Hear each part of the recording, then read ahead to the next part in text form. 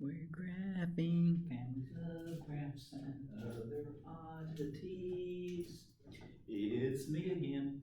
And what we're going to do real quick is graph just a couple of really basic parent graphs. So I kind of say families of graphs, which is a little misleading because a family of graphs has the parent graph and then all the different transformations. But you know what? Whatever. What I'm doing is going to give you the parents of some of the very basic graphs. And what we really want to do is make sure that we can graph these very quickly, almost from memory. We should not have to sit there and plug in X values all day long and generate the Y values in the ordered pairs and then plot them and hopefully connect the dots and get a pretty picture. It's not what we should be doing here. We should know lots of basic graphs, and the further you go along, like before you even touch calculus or even statistics, you really need to know what logarithmic and exponential and trigonometric and other functions look like. Wow, linear equations, you should not be bothered with them anymore. You should know them like the back of your naughty little head. So very quickly, I'm going to talk about these real fast and do a few other oddities, maybe like a piecewise function or the greatest integer function, which is pretty cool. So here we go.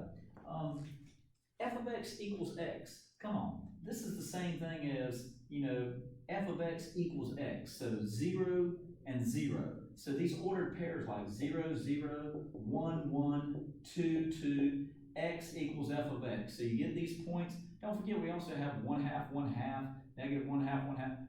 Regardless, some people just call it the identity line.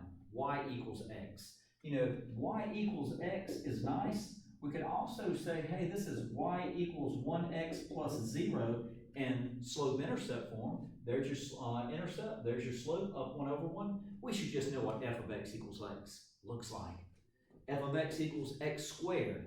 Come on, that's a parabola. 0 squared is 0, 1 squared is 1, 2 squared is 4, 3 squared is 9. So this bad boy goes up just like that. Negative 1 squared is 1, negative 2 squared is 4, and it goes up just like that. The domain for this function is all reals, and its range from 0 to infinity. Let's look at y equals x cubed. 0 cubed is 0, 1 cubed is 1, 2 cubed is 8. So this bad boy skyrockets. But negative 1 cubed is negative 1, negative 2 cubed is negative 8. So it goes just like that. Beautiful. And like I said, you can generate a few of these points, but we should deep down know what this looks like. And the reason why we do this is because if we have x cubed plus 5x squared minus 8x plus 7, it's going to do some little strange things, but at the end of the day, it's going to mirror this. As x approaches negative infinity, the y value is going to go toward negative infinity. Let's look at this one. Domain. Finally, we have a restriction to the domain. So we can plug in 0, we get square root of 0, which is 0. Plug in 1, we get 1. 2, we get something. 3, we get something. Oh, it's 4. Square root of 4 is 2. So this bad boy increases and goes just like that. Let's look at the cube root of x real quick. 0, the cube root of 0 is 0. Cube root of 1 is 1. Cube root of, it's not till we get to 8 that we get a whole number. So let's know that this thing is doing just like that. But the cube root of negative 1 is negative 1. The cube root of negative 8 is negative 2. So this bad boy does just like that. So in this particular case, the domain is all reals. And it looks like the range is all reals. It's just going to take a while to get to them. Last but not least, the absolute value of x, which to me is very similar to x squared. Got to be a little careful there though. The absolute value of 0 is 0. Absolute value of 1 is 1. 2 is 2. So it does this right here. And then this direction, the absolute value of negative 1 is 1. So it goes up just like that. It has the same domain and range as x squared. Now, I've talked a lot. Oh, don't forget me. 1 over x. Well, 1 over x is going to do this. It's broken apart because it's undefinable at 0, which gives us a vertical asymptote. But what's interesting is the further as x gets bigger and bigger, 1 divided by x gets smaller and smaller. So the limit of 1 over x as x approaches infinity is going to be 0. It'll never touch it, but it'll get real close. So if you're watching this video and you're sitting in a Calc 1 class, this should all sound very familiar. But what happens here is, as x gets closer and closer to 0, you get 1 divided by a half. which is 2. 1 divided by a third, which is 3. 1 divided by 1/10, which is 10. 1 divided by 1/100 is 100. So as x gets closer and closer to 0, y gets closer and closer, it starts going off toward infinity.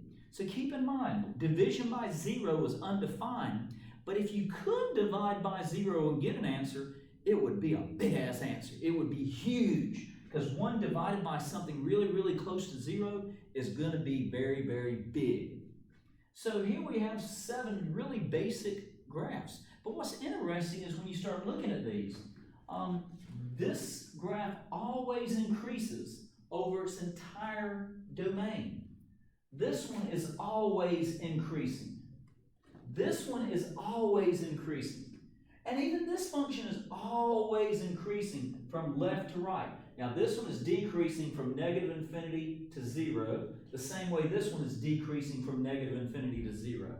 But it's interesting, this one increases from 0 to infinity at a faster and faster rate, so it's increasing at an increasing rate. This one's increasing at an increasing rate.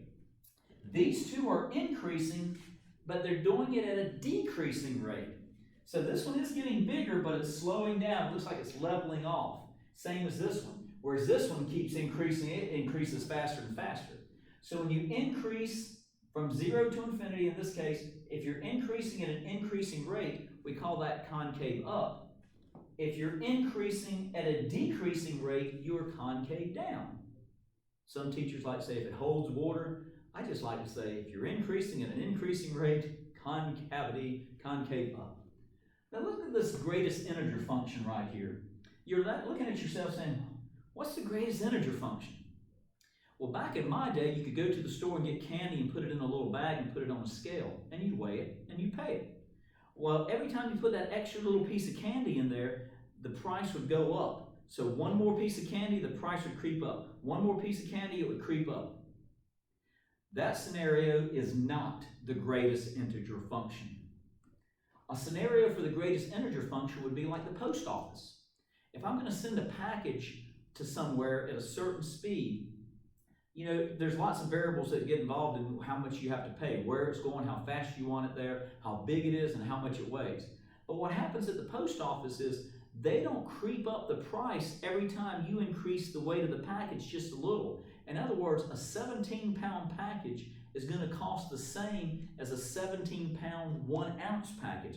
They don't keep creeping it up like you do with the candy store. What happens is their price stays the same, and then once you hit maybe 18 pounds, it may jump up and stay the same until you hit 19 pounds, and so forth. So to keep from having an infinite number of different prices, what they do is this. If your package weighs 1 ounce, they may charge you $1. 2 ounces, another $1. 3, and it's not until you hit that 1 full pound that it starts jumping up to the next one. So what I'm going to do, let me do this really nicely. The greatest integer of 1.2 is simply 1.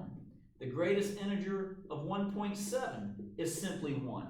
It's not until we hit 2 that the greatest integer.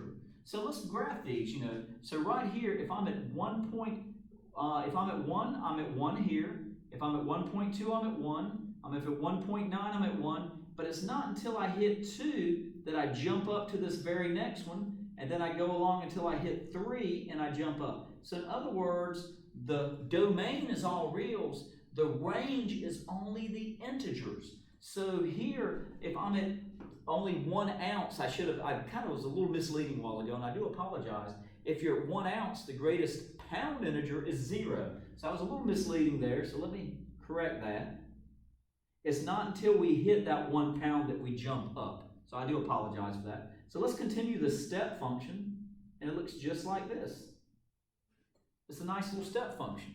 So they're going to make sure they only charge you the $1, no change involved. Greatest integer function. Very interesting to look up. Last but not least, and I know I'm talking fast, but you can always stop and rewind this video, a piecewise function.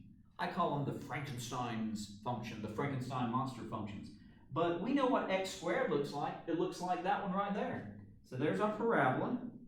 But if x is less than or equal to 1. We only wanted to graph this for values of x that are less than or equal to 1. So there you go. And once we're greater than 1, I want to graph y equals 1, which is a horizontal line that looks just like this. So it is a combination of parts of different functions based on these domainal restrictions. Now I will tell you this absolute value function, you think you're special, don't you? Well, you are. This is a piecewise function. This function is really y equals x for values of x greater than 0, and then it is equal to y equals negative x for values less than 0. So the absolute value function is a piecewise function in disguise. Don't tell anybody. Graphing, parent functions, and other